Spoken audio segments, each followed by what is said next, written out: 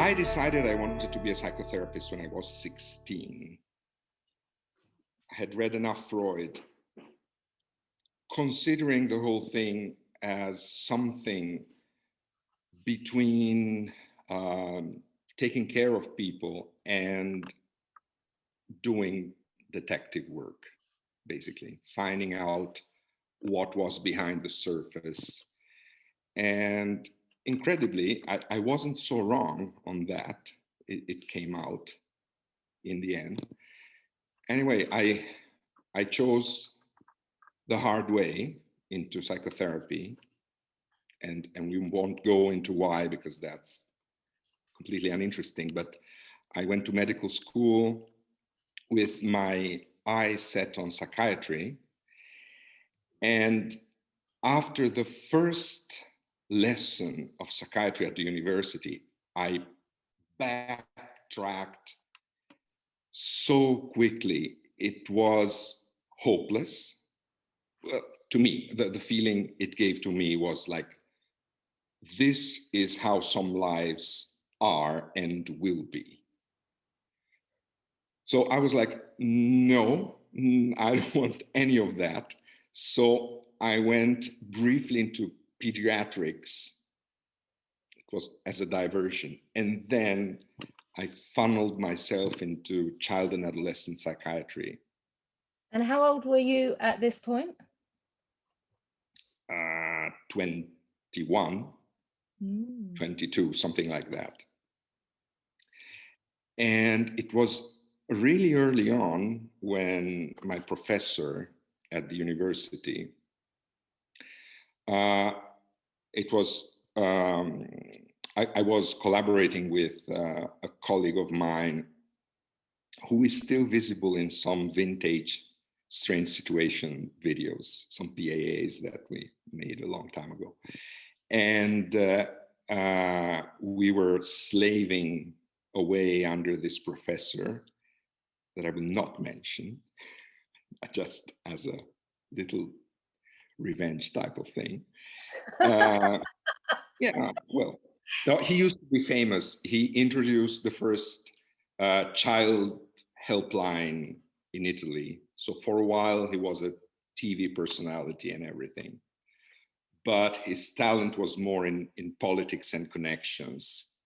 And he had the basic work done by young slaves, like I have been for a few years. And early on, he said, the focus is on early relationships, evaluation of risk early on in life. So read these, and he threw a few papers and books at us. And one of those was clinical implications of attachment. It's the Belsky and Netsworski edited book where relationships at risk, the paper by Patricia Crittenden was. And it was the first published, it was the paper where the first care index manual was published. Okay. And so that was very interesting. And then we read about the adult attachment interview and other stuff. But what caught my interest and my colleague Bettina's interest was either the adult attachment interview or the care index. And so we went to the professor and said, he said, you will have to contact some of these people to learn the assessments and so on. And we asked him, is it Mary Main or is it Crittenden? And he said, Crittenden. And so we wrote Dr. Patricia Crittenden. I think it was fax machines then. It was 1989 or something. Right. We had a brief correspondence and... Can you remember what you said? Yes, we said something like, we'd be interested in using the care index. Could you give us guidance? And she answered in a way that just blew us away. She said, next year I'm coming to Prague for a conference. I could drop by in modern Italy for 7 or 10 days and teach you the care index then. So our professor told us, and we were undergraduates, students of medicine. And the first thing he told us was, don't tell her you're undergraduates, pretend you're graduate students. You can have a feeling of the Italian mafia-inspired ways. The university is a big culture, how do you call it, Petri capsules to cultivate germs. That university is a good Petri capsule for mafia tactics. Deceive her, seduce her. Whatever. Well, I was supposed to translate because I figured I knew enough English, which I hadn't practiced at all, ever, never having spoken any English outside of school. So finally, we collected about 10 colleagues from around Italy, from several of the main centers in child psychiatry. So we had the chance to make a few connections then as undergraduates, so not really that useful. And the night before she was supposed to arrive, we were talking with the professor, and I said, Bettina and I, what if we pull out at the last moment? And he said, you'll be out of world psychiatry forever. So okay, that was it. And Pat was shocked because we took her on the night of her arrival at an agriturismo ran by an anorexic woman. So this woman, having a fixation with food, set the table with a pile of 8 plates, like threatening you with the food. And we basically consumed a full dinner, which was the first of 8 courses.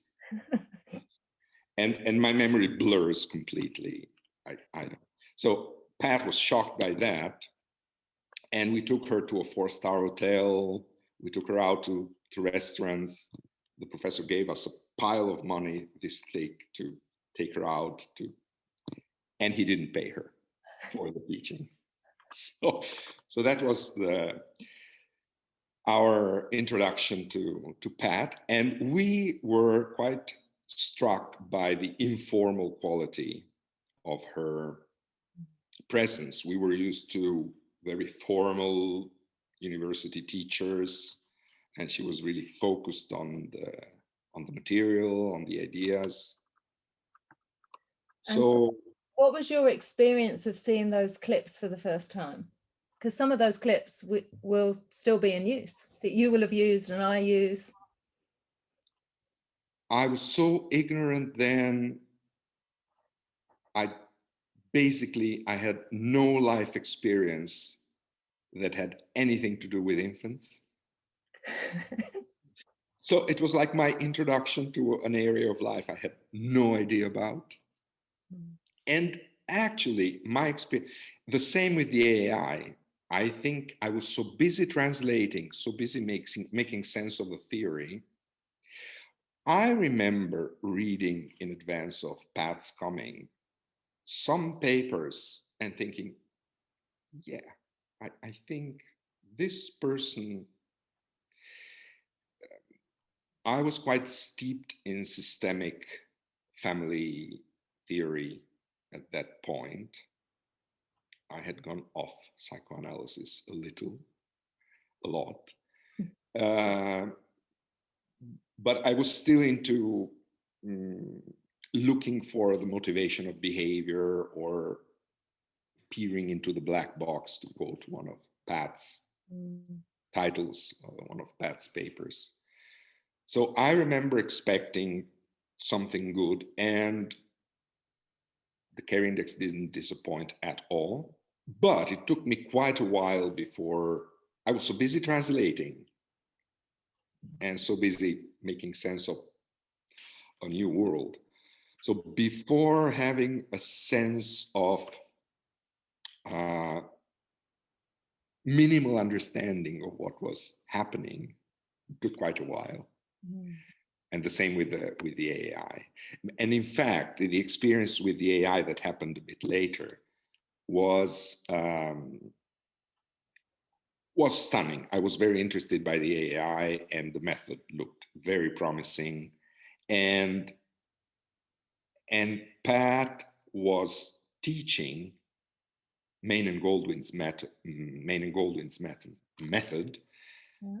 But she was changing it as well. She was extending it with the compulsive patterns, the obsessive patterns. So I was busy trying to make sense of something that was evolving in the DMM. Yeah.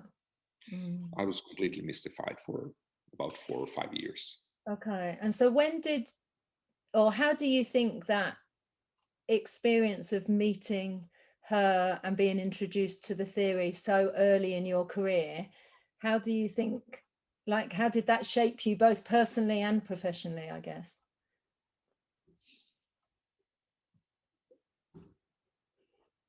It's interesting because actually later on I went into cognitive constructivist psychotherapy training.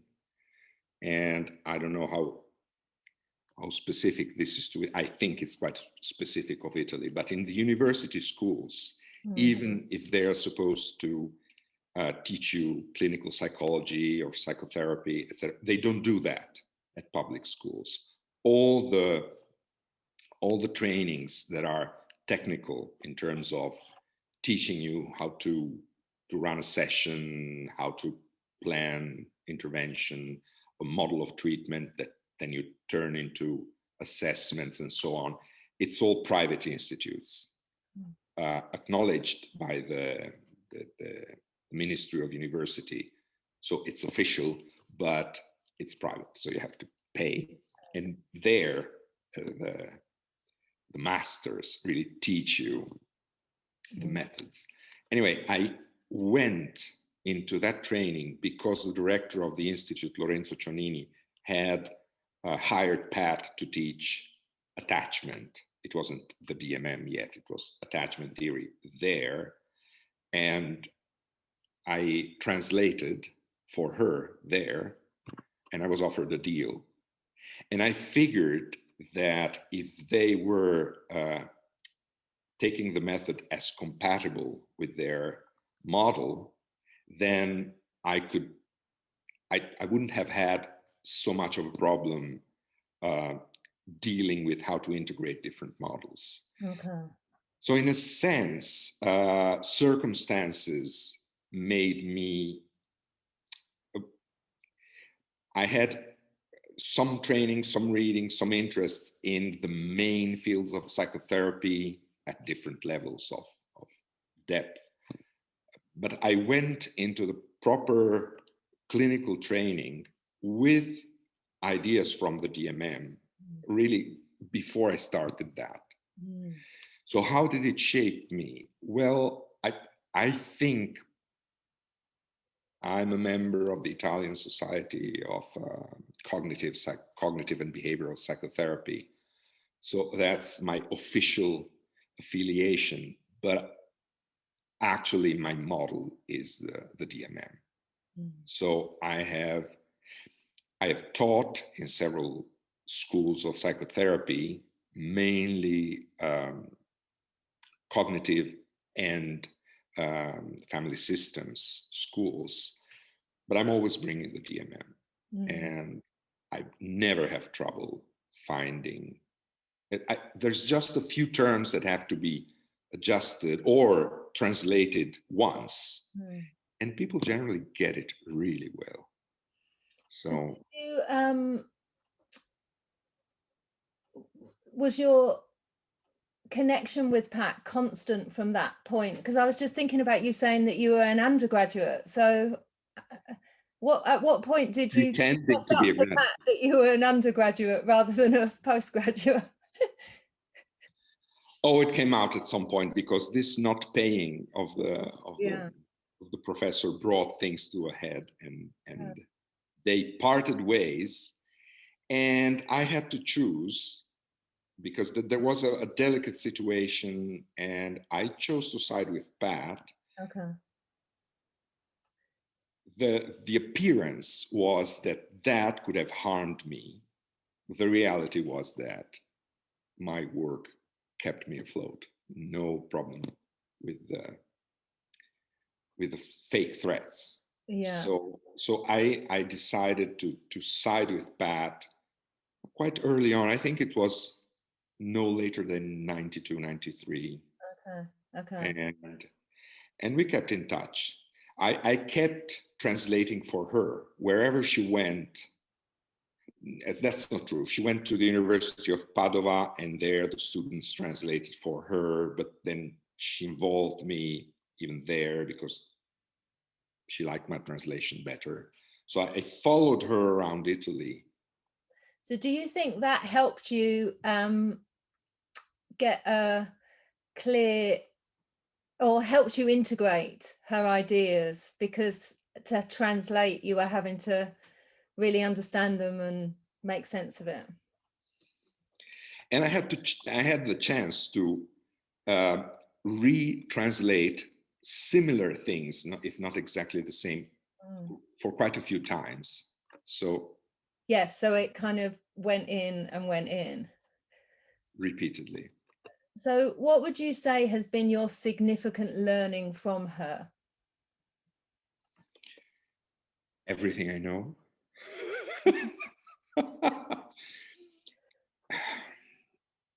I mimic and imitate. So I think I know, in a sense, more or less how Pat thinks about things. There is something that is hers only, though, which is her ability in a wide landscape of information to focus on what is most likely to be relevant. And I used to think, well, she's just simplifying things. How does she? It cannot be so simple. But the simplified take on things is usually a good basis to start from. So I get much more bogged down in detail traditionally. Okay. And so Now, can you think of an I'm example? old and tired and impatient, and so I'm beginning to get to the essentials a little. But that's I think one of her strengths. Can you give an example of something that would illustrate that?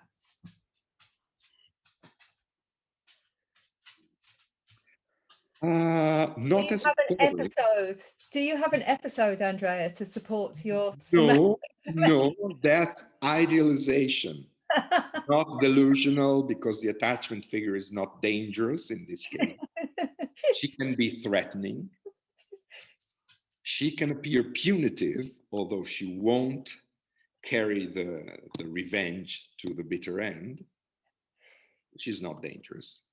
So it's just normal idealization.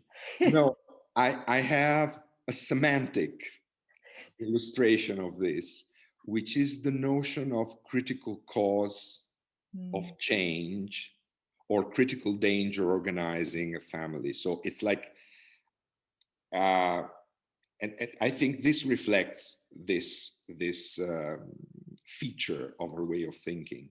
Instead of fixing every hole in the situation in the family, she and Ainsworth came up in, I think, at the end of the 80s with this idea, well, you should try and hypothesize both when you formulate a situation and when you think about intervening.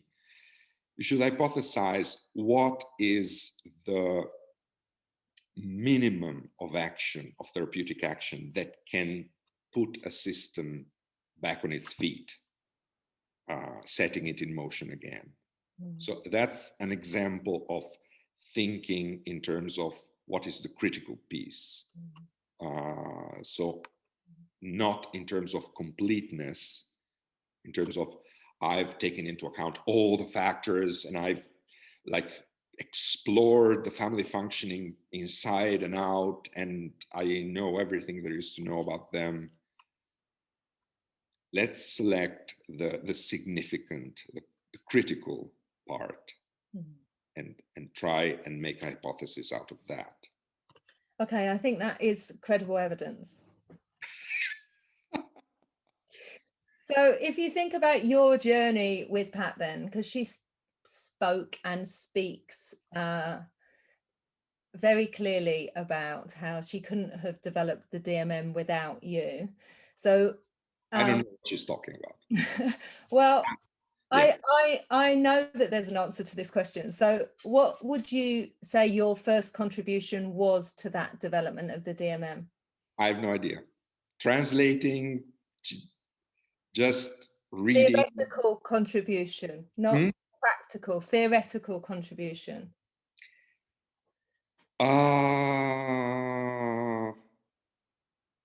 Probably having figured out some of the ways Pat thinks, she will come out. She used to come out when the high subscript strategies were still being conceptualized. She came out with an idea, and I will go, of course, yes, because she started the idea and I sort of understood where it fit in the theory. So like so your contribution amplifier, a sounding board and a sounding board, yeah. exactly. She told me to say that recently we've been talking about Maslow's hierarchy of needs. Yeah. And we were trying to figure out, well, how does this intersect with attachment figures? Where do they belong?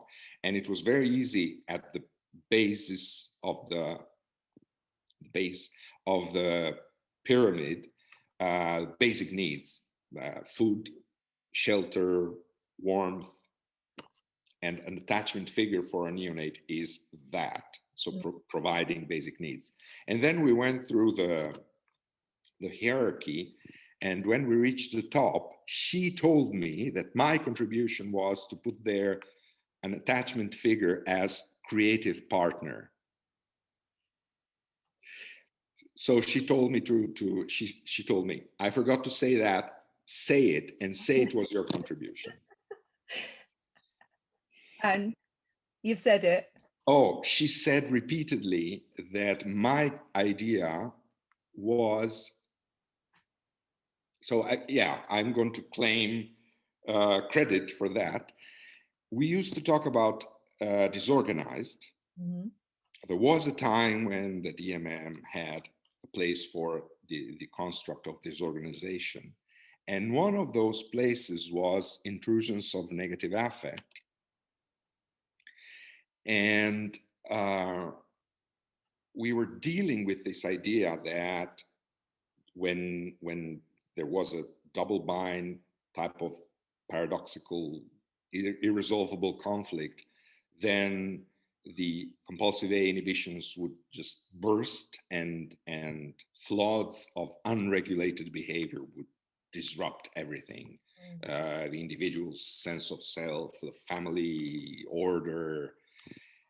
And I came up with the idea that in a larger perspective, this was the moment when the family system had reached the limit of their functional capacity.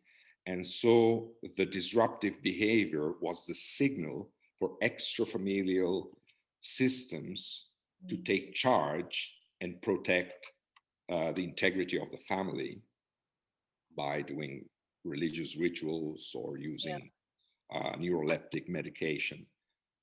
So at that point, she was convinced, okay, maybe disorganized doesn't really fit, because depending on what level, what systemic level we're considering, there's a larger organization phenomenon happening here. So I just want to catch what you said. Your very minor, not very big contribution at all was a way of conceptualizing how disorganization could be, well, set away. Yes. So no contribution at all, really. Oh, that's a nice way of looking at it. Yeah, I'm Yeah. going to try it on from now on. So you provided a way of thinking about an affective display that on the surface looks so disorganized because it's so completely contradictory to what we expect with these highly inhibited individuals. But the functional basis of that behavior might be to signal this is more than we can manage here. So this kind of the survival of the system. Yeah. Yeah. Okay. Well, it's hardly anything. I don't know why you should be proud of that. I'm not. Something that happened. Well, it goes in the system is, I'm proud of the system. I think it works really well. Now, I feel like I own the adult attachment interview, not so much in terms of credit or anything, in terms of I finally understand it. And it's so how many years, just for all of the people who are watching this who have who are studying the AAI or have studied the AAIs, how many years has it taken you to reach the point where both through your development of it, your constant teaching of it and coding interviews, that you can say that you understand it? I think it took me a good 10 years to perceive that click. Now it comes together. And it took some more time to start reading the AAIs and have the patterns come out at you, as opposed to shrinking your brain to squeeze out some possible meaning. Now, after doing it and doing it and doing it, the patterns come out. So that might not sound as attractive option as you and I might think it is. So what would you say the benefits have been from that 10 years of commitment and 30 years of effort? I usually don't use the term narcissistic, but maybe that is possibly appropriate here, because it provided me with many interesting moments when talking about the information coming from an AAI to colleagues. I appeared like some sort of magician. Just going on the AI, saying certain things, and they're just dropping. How do you know that? Have you had information? Did we tell you? No, but it fits the pattern. So I'm just asking. I don't know, but I expect some things in the history of the family or in the functioning to go with the pattern, and therefore made me feel like so I could see things that other people with the AAI. Keep going, because eventually you will get adulation. Yeah, you will be like a rock star, basically. In the world. Much less exciting arena, but yeah, with far fewer people. But so can you talk a little bit about what you actually do now? Like what is your work life? Because we kind of left you at the point when you were in your psychotherapy training.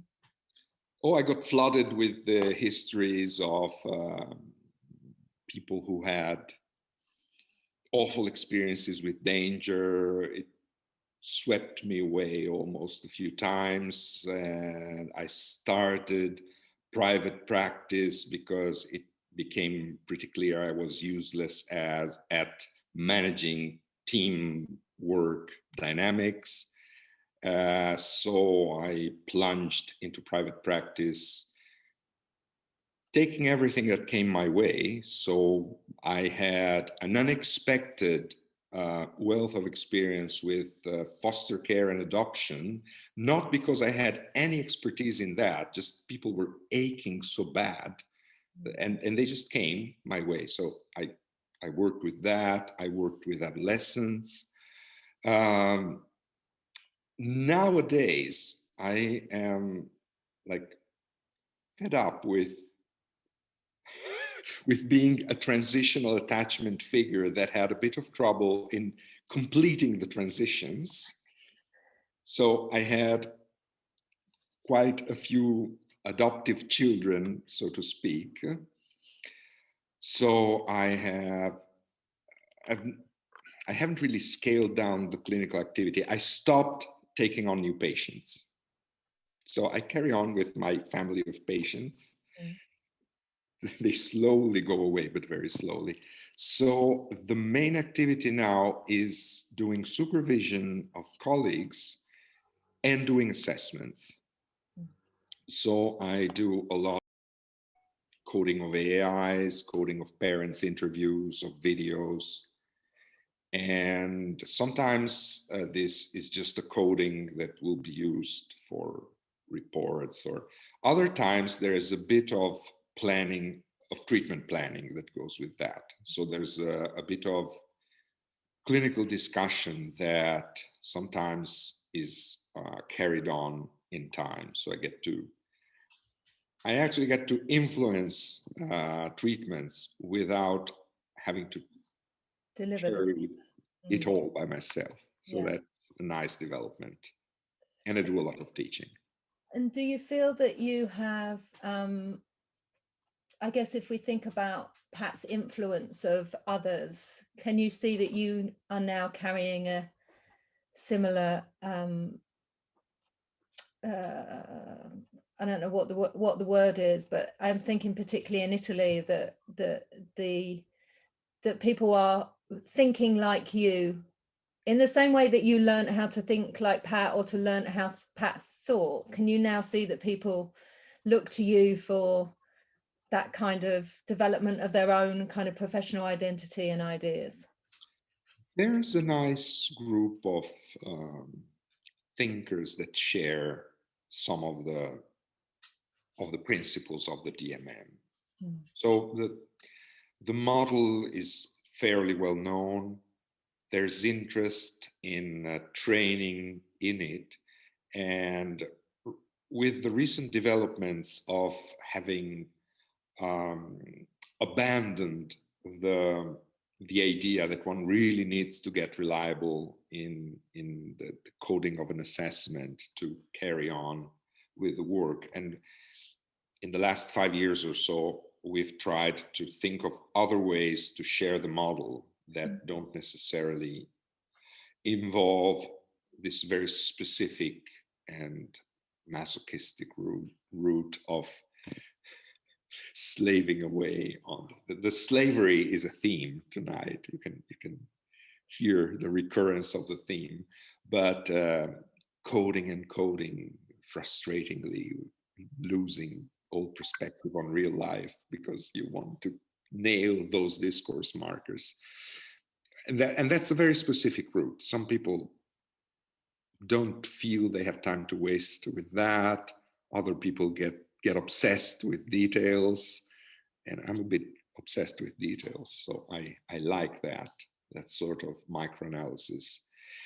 But we've abandoned the idea that it's a skill that everyone should have. In fact, we're coming to the realization that probably we're better off specializing more. So the development. Say a bit more about that.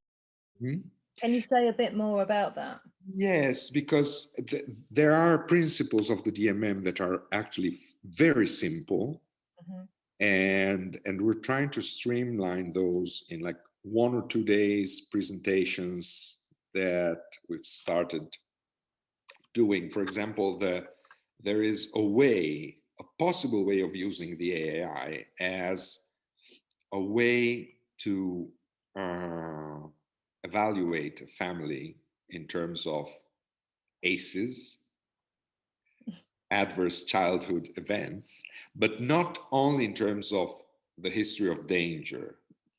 That could be potentially, even if not very efficiently, assessed with a self-report type of thing. What the DMM would say is really interesting is how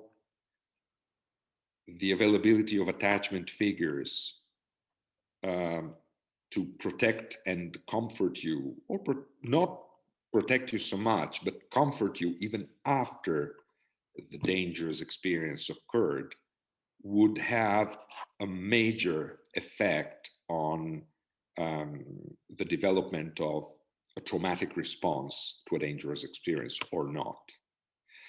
So we could use, and we could teach the use of the AI as a way to establish a relationship, a therapeutic relationship, but also to take a history of danger that you can then evaluate in exactly those terms. When did these dangers happen? But also, was there an attachment figure then or later on? And doing that, you can extract from an AI, without coding it, a chronology of dangerous events and a grading of the potential of those events to generate traumatic responses. The amount of training that it takes to use the AI that way is minimal. Minimal. It's still training that is needed, but it doesn't compare with the amount of time and practice that goes into coding. And with that training, you can have AIs that can be used later on if there's a need for more in-depth assessment of a family. So we're trying to build layers of assessment and intervention where the different skills don't necessarily have to be located in one person.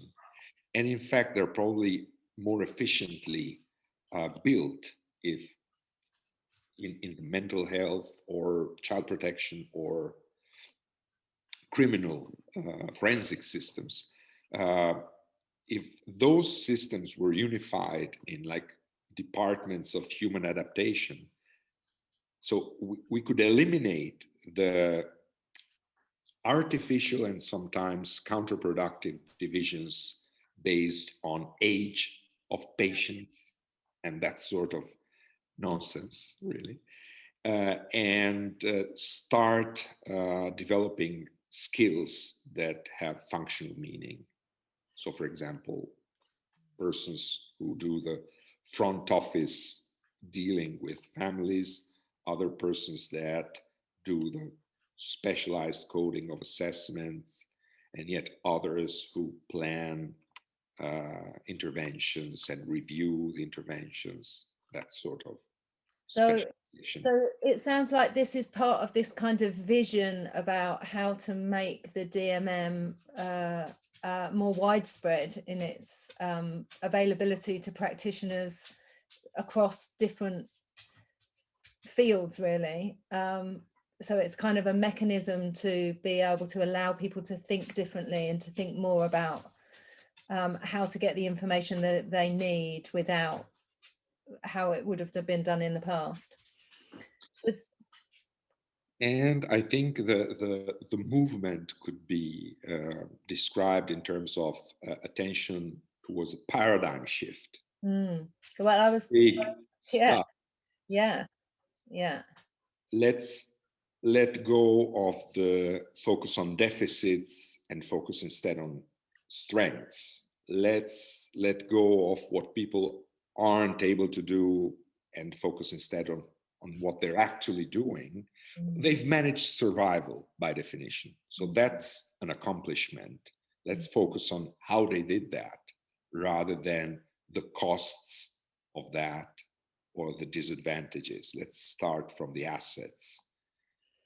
And at that point, when we've started changing the whole frame, then there's a chance that we can rethink the treatment system.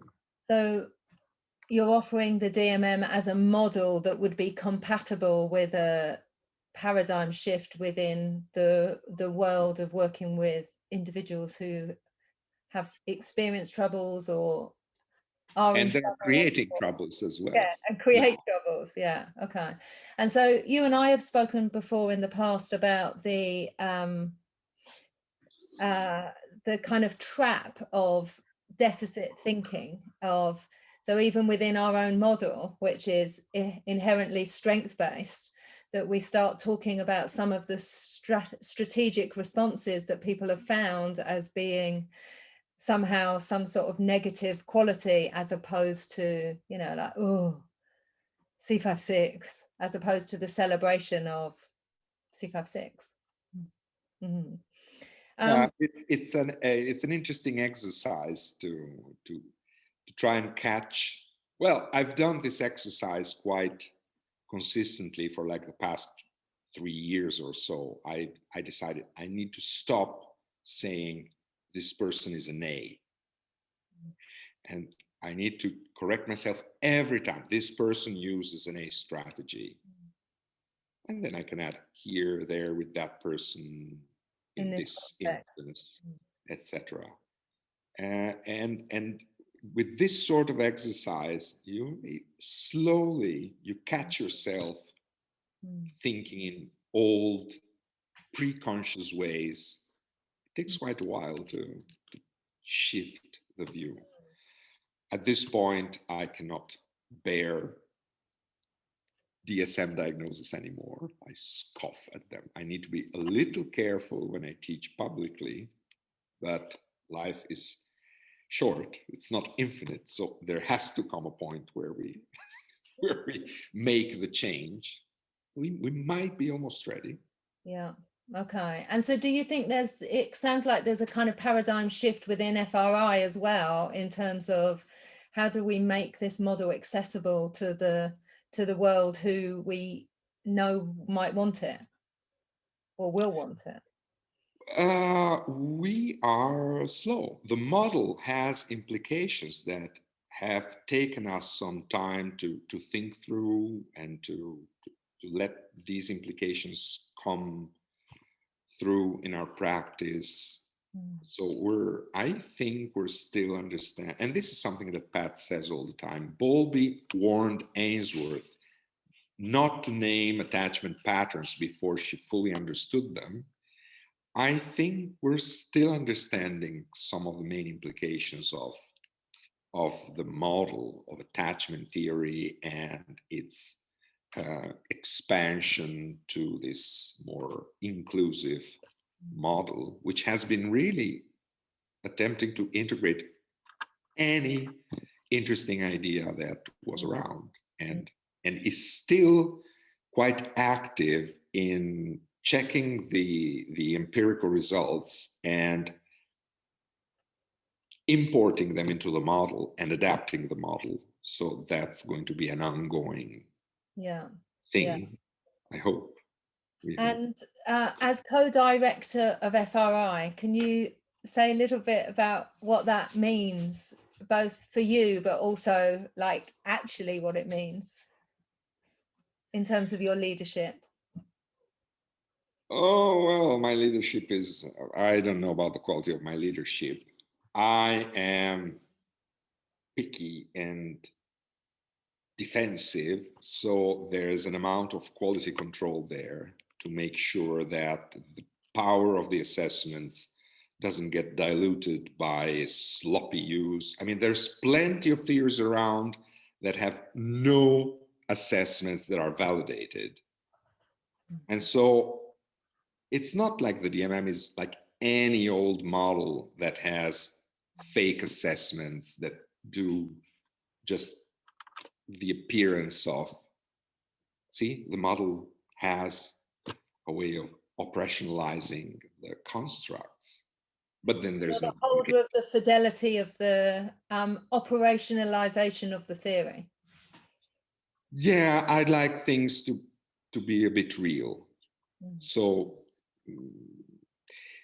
reliability is the black beast of all the DMMers. It's elusive, it's hard to reach, to maintain, but I think of it more as a social process. Reliability is the way through which we make sure that a standard is maintained, and when we do codings and interpretations of people's behavior, we try to do it in ways that are respectful, that are humble, that don't kill people with judgment. So there's some responsibility there. So I think I'd like to be responsible, to keep standards in a way that is ethical towards the people we use these assessments with. Okay, and so then as a therapist, the idea of DMM treatment has become, I guess, more spoken about, certainly since my journey with the DMM, where the focus was much more on assessment initially. So can you give us an outline of what you see DMM informed treatment to look like? Like how do you conceptualize that? This is funny because I would conceptualize it as having such an emphasis on assessment, like it's not true. People want to know, what do we do? We want to know, what do we do with autistic children? What do we do with ADHD? And those are diagnoses. Those are not people. And we treat people, not disorders or diagnoses. Basically, one cannot really do anything meaningful before you know something of the people that show those behaviors. So I want to say, no, I'll try to get serious, but I am content with a never-ending assessment as treatment. Let me just understand you more. Let's spend time together. Let's try to do this so I can see how you do it. Oh, let me tell you, I noticed this. Is this of any interest to you? So in a sense, when the assessment is finished, I have taught along the way, the people I work with, the way I look at them so that they can use it to look at themselves. And I have let them understand what is my way of thinking about their problems so that they then can use that way for thinking about themselves. And sometimes people tell me, what would Landini say? We said the other week at home. And we came up with an idea, and it doesn't really matter if what they come up with is what I would have actually said. It's like they went into that mode of self-observation, noticing discrepancies, making meaning of them, trying some sort of solution and see how that works. And that sort of process is what you hope to reach.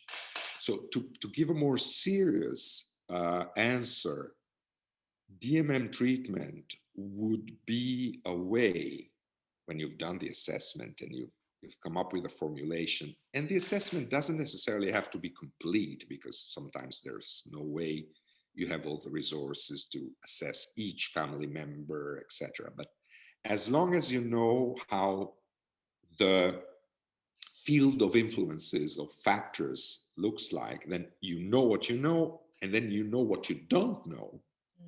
So you learn to leave some things open. You don't narrow your judgment too much. And then you generate hypotheses about a critical cause of change. And ideally, you have enough knowledge of what's on the market in terms of treatment options that you can then pick and choose or come up with some. The ideal thing is when you create the treatment with the family. You improvise a solution, you do the pilot work with the family. Whenever a family participates in their treatment process, that's going to be special. That's going to feel like they can take credit for the change they participated in creating. So it helps if the therapist has a knowledge of the options that are out there. But if you know a little about everything and some things in real depth, that could be a basis for you to come up with something creative every time.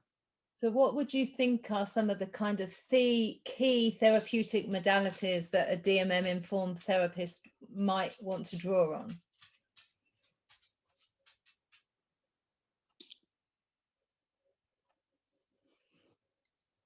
Keeping an eye on relationships, including those that happen during treatment.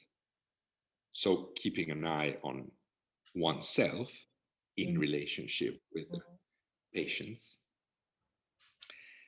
Then the idea of development. So everyone in a family is developing. Everything is going to change anyway.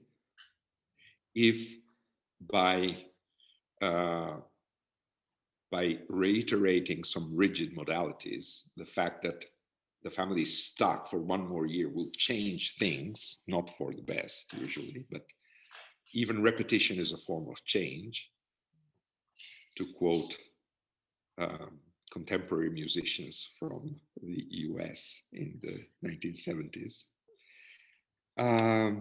like Philip Glass or Steve Reich.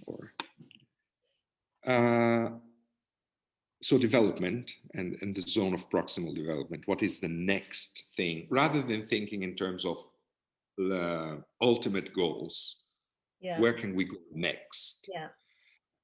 And then neurophysiology and information processing. That's very specific, but that's also very interesting. And people are fascinated when you talk about how their adolescent children function in a certain way and would function a bit like that anyway because of their neurophysiology. Well, they listen, so we can expect that in time. And this is very general. And then we go into specifics of why do you react like that to traumatic triggers. And people with problems are in that paradigm of deficits. So they want to break themselves. How do I destroy this way of functioning? And you go, no, who wants to destroy that? That is very useful. And so having that possibility of knowing about information processing and its strategic values, you can help people reclaim big chunks of their past and help them reframe. One thing is to positively reframe everything. But that's good also. That has good side. And that's a bit of an indiscriminate move. But when you can actually speak persuasively about something that they currently want to get rid of, has had uses, has uses now, can have uses in the future. So let's not think about destroying a part of you. Let's just hold on to it and add something new, a little thing that can be useful in other ways. And so is your experience that from that space of kind of new appreciation of aspects of the self that have previously perhaps been demonized by the self or demonized by others and the system, is your experience that from that space that individual may be able to then appreciate others in the family who have previously behaved in ways that might have been triggering or have been a source of, like, so the strength-based lens can extend out? I think so. I have to confess that my bias is towards, right now, remembering the times when people in families did not understand each other because I was not effective in. But that's normal because all of us are biased towards remembering negative episodes. And as you've seen, I sometimes don't remember any episode at all. So. And you can't remember everybody. You can't, not everybody is ready for treatment, I guess, that idea around people's engagement in their own journey. And sometimes I'm just not right for the people I meet. Yeah, so yeah. Learning to let them go. Yeah, I think as a social worker, I think that has some relevance to actually think about how do we know whether or not people are ready, because we're not just social work, but generally the helping professions are an army of willing helpers, as opposed to an army of people who understand when it's the right time for people to change, and also about how to do some of the work that people need to do requires strength and courage and safety, etc. So what are some of the things that you think could help practitioners be better able to assess treatment readiness? Depression. Being depressed as practitioners, a bit, not completely, but like there's so much I can do. I don't have the energy to do all the work for all the people. They will have to do something on their own. And I don't know if that is going to work. I'm willing to try, but the expectations are not zero, but moderate. So reduce your expectations and reduce your inclination to try and fix them. So. My way of saying it is be more depressed, but there are more constructive and appealing ways. And that's basically back to the idea of zone of proximal development. And there is no point in asking, there's no point in doing things that people can do for themselves. There is no point in hammering away at stuff that people are not ready to even begin dealing with. There's that much that can be done now that is very useful. And sometimes people just need to go and try and experiment themselves.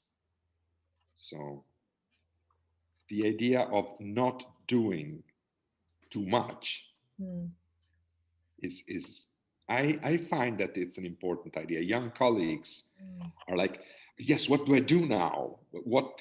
Yeah, I understand the assessment, but how do I? And I need to remind them, the people who are going to have to work are your clients, not so much yourself. There is something that you should do at the right moment, but be prepared to do what is needed of you. You don't need to make choices for your families, the families you work with. So I noticed that I agree with the theory, but it produces a degree of discomfort in myself and my body. No, but you don't understand. They need me. They can't do it without me. Discomfort in your body might be tied to, have you had dinner? No, my dinner is here. Maybe that's the discomfort. Made for me by my child. My cats here are going wild. They're growling. I don't know what they want of me. They should have eaten everything. But... So is that your prompt for me that we should be wrapping up? Yes. So, I have one question that I want to finish on. Go ahead. So it's the desert island question. So, actually, no, there's two questions. I lied.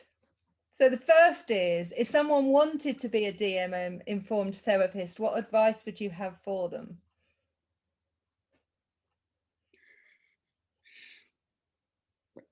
Starting from scratch or having had a lot of courses already? Well, there might be some people here that haven't done any of the trainings, that have done some of the trainings.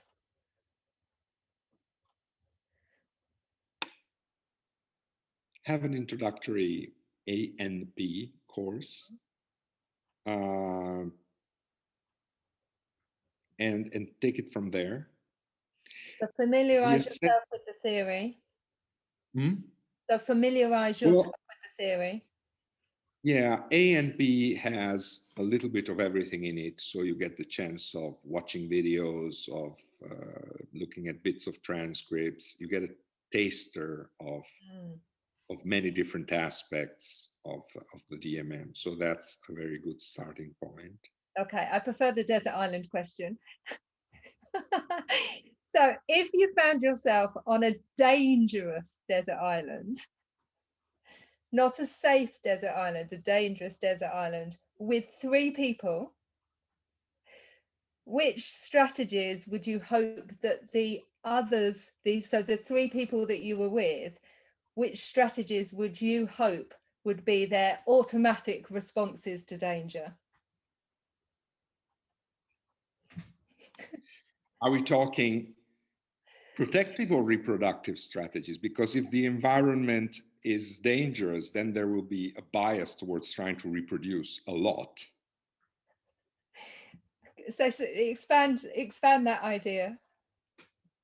Well, if there's not much time to survive, there could be opportunities for sex.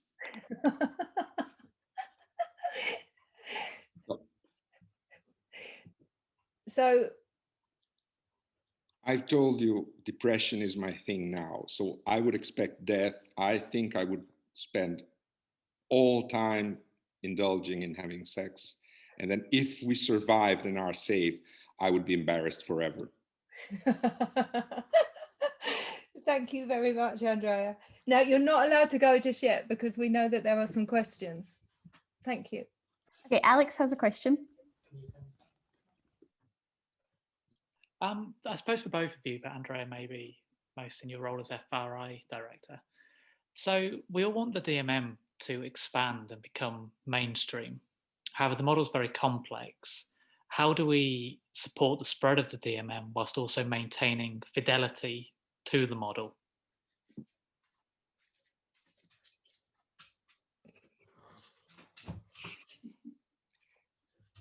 That is some question. Becca, do you have ideas? I knew you were going to say that. You're eating. Mm. I suppose discussion is more important than fidelity. Plus, I think fidelity is not as important as critical thinking. So I guess the most interesting thing is for people to question the model rather than trying to be faithful to the model. I don't know if that makes sense. It's sort of a simple answer, but maybe it has substance. Is there a way of ensuring quality control in the critical thinking that is being applied? Mm-hmm. I think, shall I say something? So I think maybe this is something about what Andrea was saying about Pat, that actually what my experience is of what people like about the model is the simplicity of it. So people will often have a quite profound experience of hearing about the DMM because it kind of helps them make sense of maybe some of their families that they've been working with, or it kind of fits with the way that people want to work, is my experience. But actually by keeping some of the simplicity about, okay, so that's that, but how does this function? How does this behavior function? What do you think the meaning of that could be? Allows it to be accessible to a whole range of professionals who previously would have thought that you would have needed to be a psychiatrist, or you would have needed to be a psychologist. So my experience is that often the people that are working most with the families, the DMM provides them an access to being able to kind of be able to think critically about the families and the relationships that they're forming. So less clever and more accessible, maybe. That's great, thank you. I was just going to ask for maybe some advice or tips, really, because I know you mentioned, Andrea, thank you, I really enjoyed listening to that, but you mentioned a little bit about kind of the system and not working with diagnoses and or not working with them, but just not agreeing with that way anymore. And I guess I really struggle with that. I work within a hospital which uses those diagnoses, and I work within a criminal justice framework which says that you have to do, you know, an 8-week program or whatever it is. And I guess I'm just asked, how do you kind of balance the conflict of having to kind of work within a system which you don't agree with and staying kind of, I know what you're saying about being faithful to the model, but I guess faithful to what you feel is the right way, and I just, how do you balance that? I try to function as an undercover agent.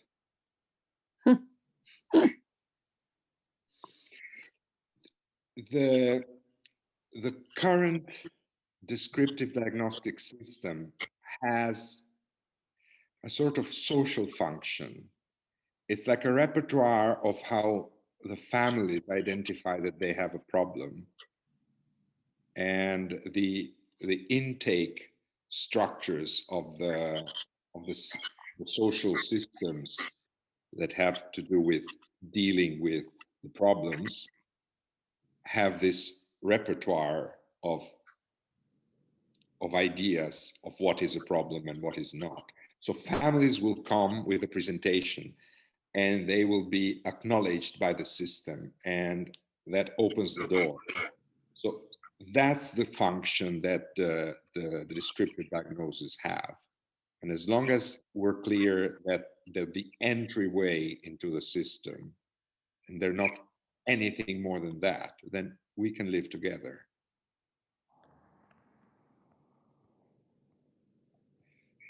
So no conflict, just carry on with ideas. And I'm not going to fight on what is the right name for the problem. Let's talk about how the problem functions for these people here now today. They might fit the protocol, they might not. Let's think about that. Let's discuss that. So I don't need to convert other people. I'd rather dazzle them with some ideas that they hadn't thought of before. I was going to say that as well, Caitlin. Don't underestimate the impact that your lens will have. So slowly catchy monkey. But when you have ideas that appeal to others, then people want to be able to think like you.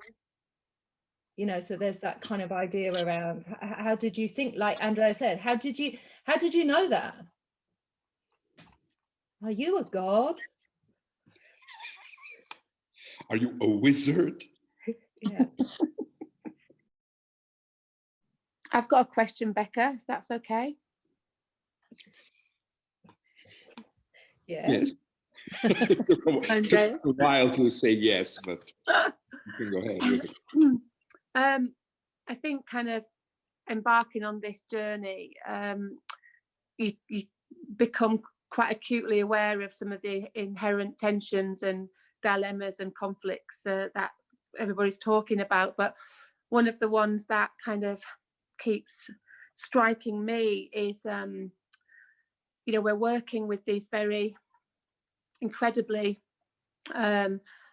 complex but you know, remarkable families, and yes, we do the assessments and we get to know them, and we work alongside them and try and understand zones of proximal development, and where there are gaps, we look to support and do to, particularly with regards to the care of the children if we're working in child protection settings.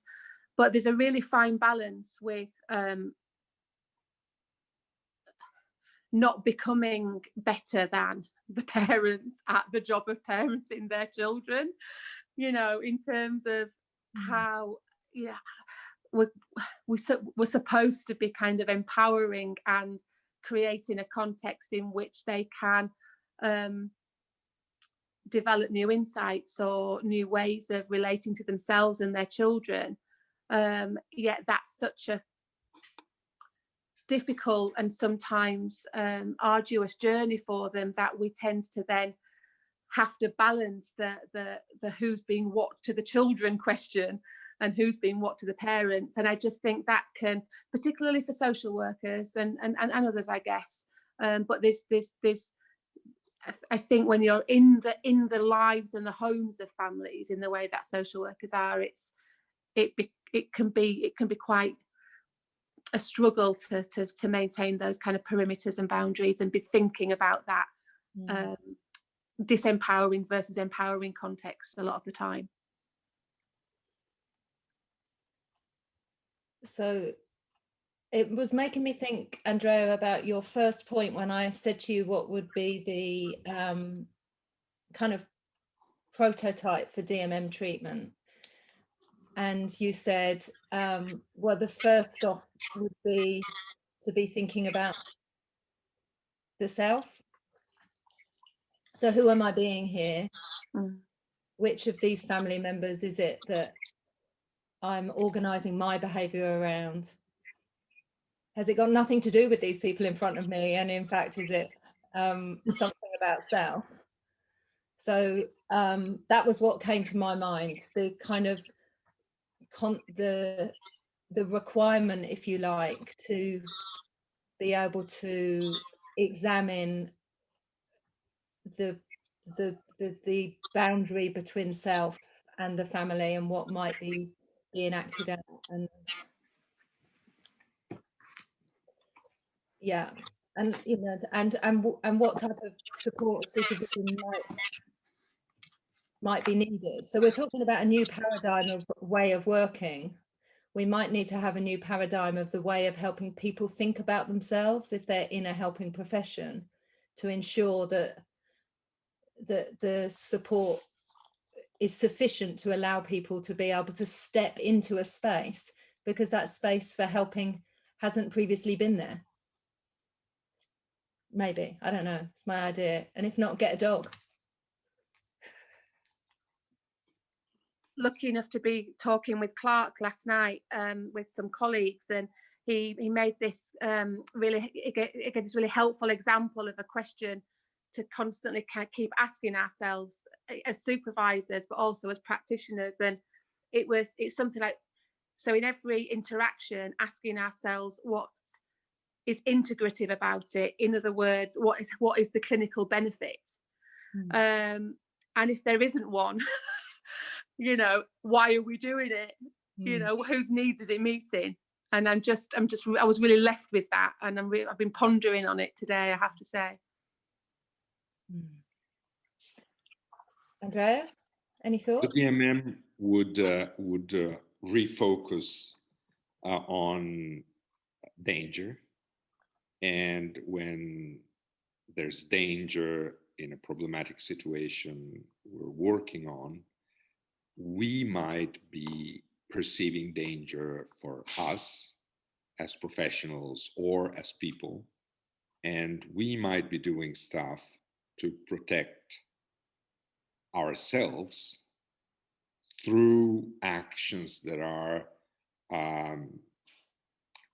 nominally protection of others, for example.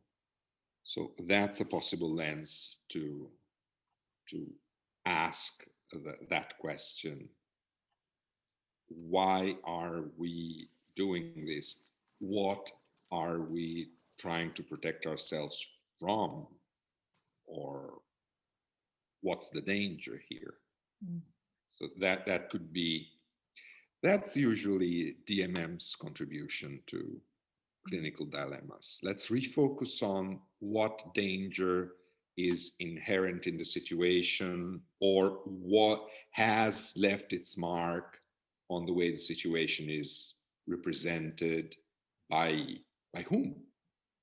There's usually several people, and they're trying to deal with problems, and maybe they have different representations of danger, or they divide up the work of protection from danger in interesting ways, including the professionals.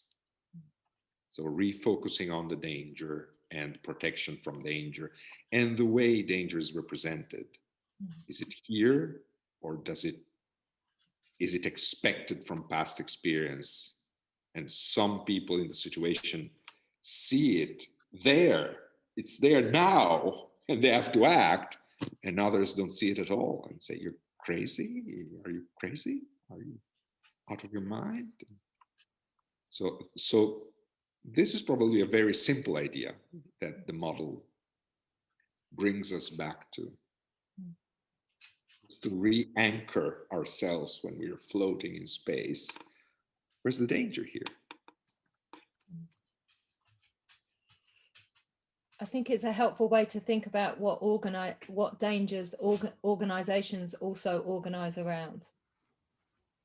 So when organizations perceive that they're in danger, how does that change the model of practice, the way that practitioners are encouraged to practice in both health, social care, and forensic settings? Can you give an example, Rebecca, of how that might play out in social work, for example? Well, I guess the most straightforward, perhaps too simplistic, but it's probably not a bad one, is if you're a child protection social worker and a child dies on your caseload, and society perceives that you have somehow contributed to that, it will have ramifications not just for you personally.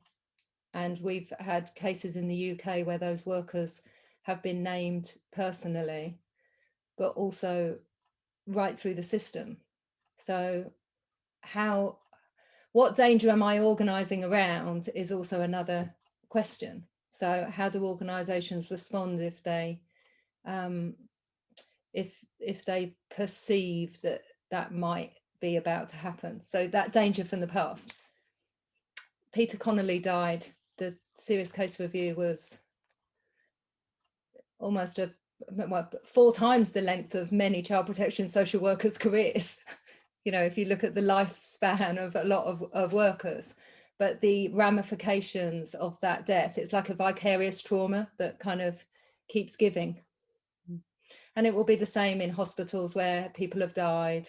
We have no idea, I guess. So that the critical reflection is what's interesting. So how often do professionals ask what theory of practice they're using, and what is it that's influencing that theory of practice? Why were they particularly attracted to that, and how is that influenced by the different experiences that they've had along the way? That's really interesting. What other questions do people have?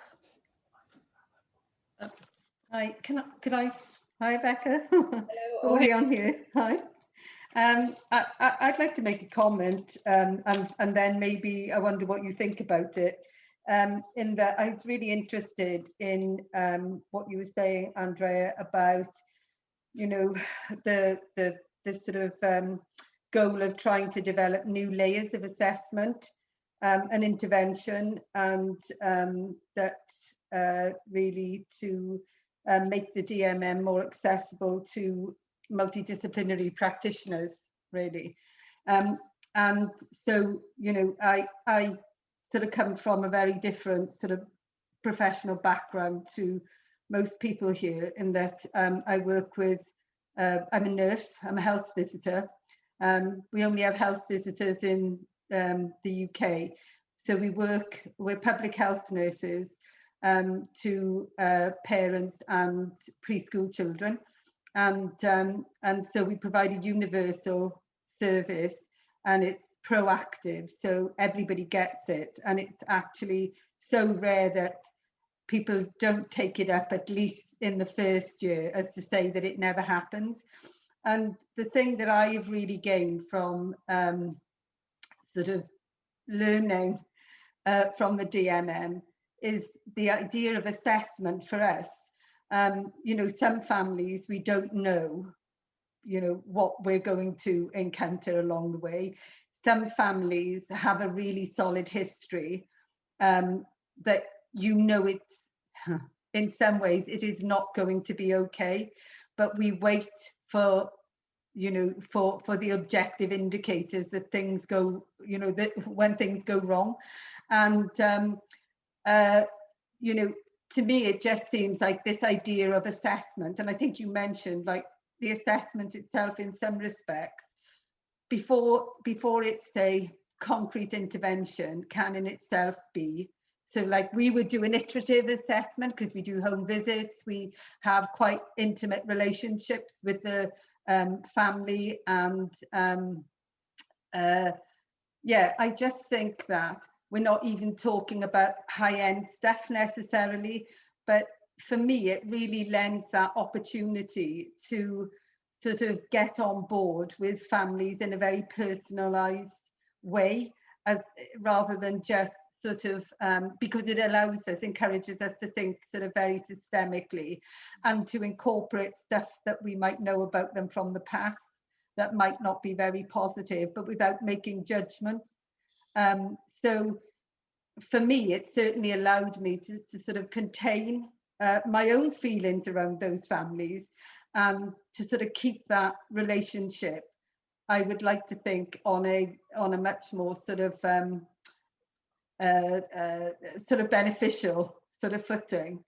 And then you might never even need to do anything more, but at least you're almost ahead of the problem, because you're, the way that the DMM enables you to sort of think about those particular people is, well, it's just so much more constructive, I think, and so much more sort of aligned to, you know, where they are and where you are. Does that make sense? It does, and it's quite encouraging to hear. Thank you. There's something about some of the information that you can never not know once you know it. Yeah. So when you were talking, I was thinking about, for health visitors, hearing new parents talk about their baby as the baby. Yeah. Once you understand something about analysing discourse, you can't not hear it. Yeah.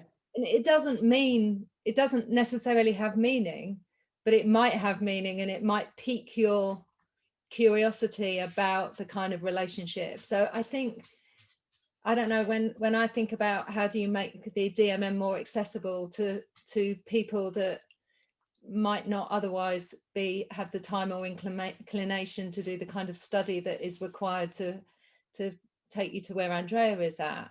Sometimes it's about helping people understand they're not being diagnostic. It's just they're being curious about what the meaning might be of that thing that they heard that didn't sound quite right.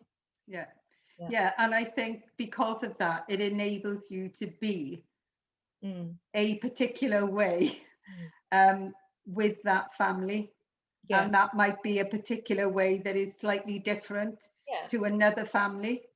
I mean, I just, you know, I've just found it sort of, as hopeless as I am, I've just found it really, really sort of beneficial. I need to get another career now. So.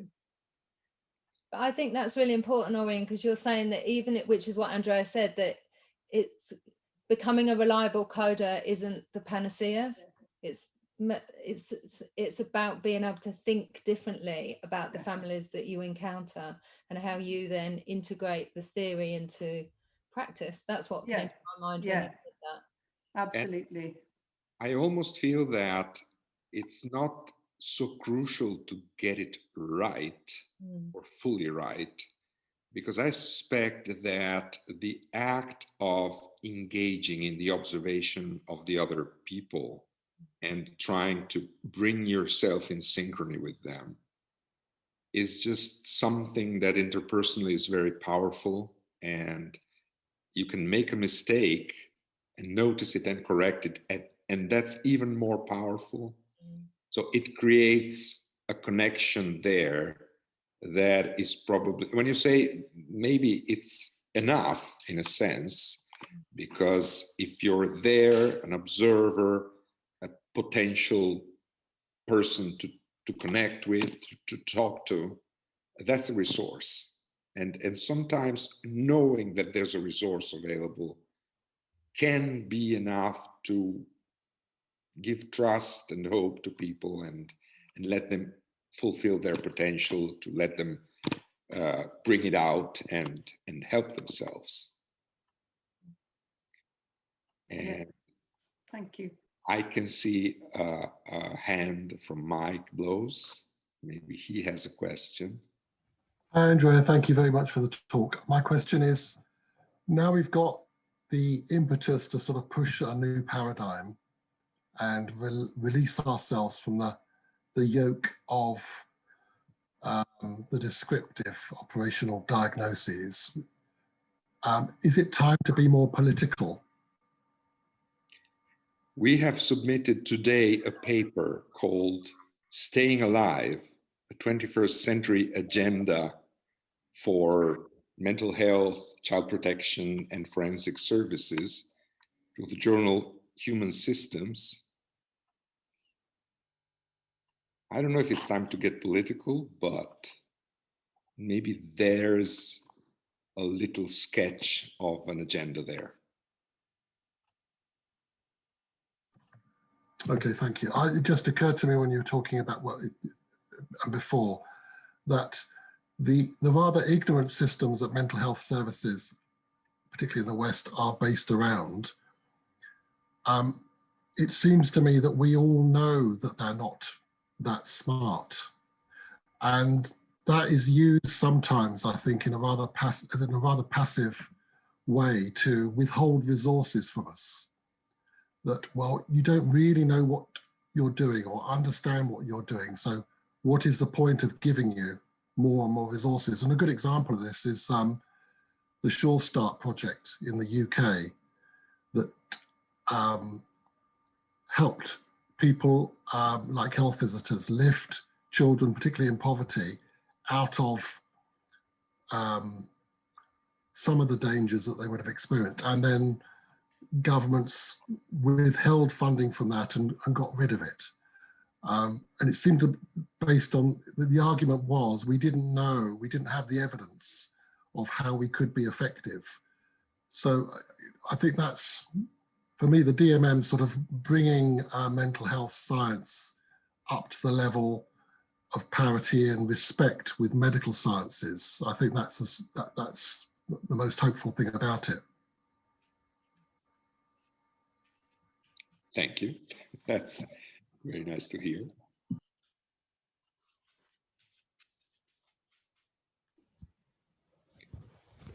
I am getting signals from the family. The family. Becca, can you hear the discourse here?